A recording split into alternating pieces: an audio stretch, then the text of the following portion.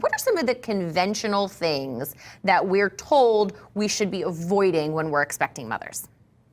Well, the question is about what should I do to prepare for pregnancy? And I have to tell you that one of the best things to do is achieve a normal weight. There's a lot of evidence that says that your weight prior to pregnancy, plus the amount of weight that you gain during pregnancy, actually determines the health of your child years down the road. So is what I would say would be the number one issue.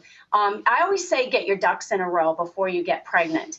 And in terms of what to avoid, I mean, certainly alcohol is still high on my list. Yes, I've seen different types of studies that say, well, an occasional drink, is okay. But I have to tell you that there is plenty of evidence from the Centers for Disease Control and Prevention that say that women are binge drinking throughout their pregnancy. As many as 12% of women are.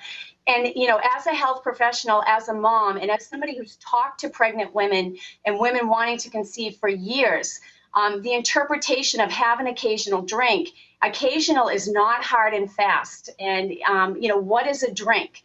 I get very concerned when that kind of language is tossed around, because I feel like people will tend to go overboard and think, well, this is okay.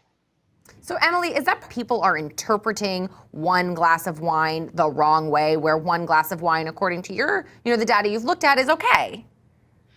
Yeah, I think that there is a concern. This is certainly something I hear a lot from doctors, that if you tell people you can have one drink a day, and I try to be pretty specific in the book about the where the evidence would draw the line: no more than a couple of drinks a week, 2 drinks a week in the first trimester, no more than a drink a day in later trimesters.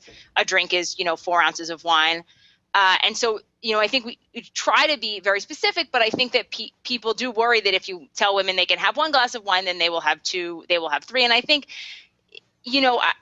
I am sure that for some women that is an issue. I think that there's a little bit of I find a little bit of tension in the question of, like, should we just lie to women about what the evidence says because we're concerned that they are going to overdo it? And I worry a little bit about that removal of autonomy.